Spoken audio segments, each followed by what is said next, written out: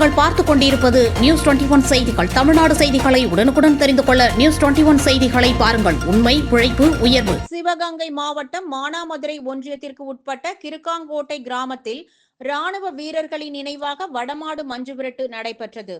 JK. Army Jagan மற்றும் அவருடைய சகோதரர்கள் மற்றும் குடும்பத்தார்கள் சார்பாக 2ஆம் ஆண்டு வடமாடு மஞ்சுவிரட்டு நடைபெற்றது.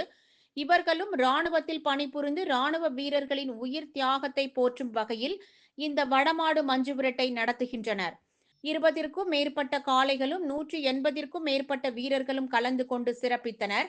சிறப்பு விருந்தினராக திரைப்படம் மற்றும் நாடக நடிகர் எம்.கே.ஆர். ராதாகிருஷ்ணன் மற்றும் மருதங்குடி மருதமணி கலந்து கொண்டு சிறப்பித்தனர்.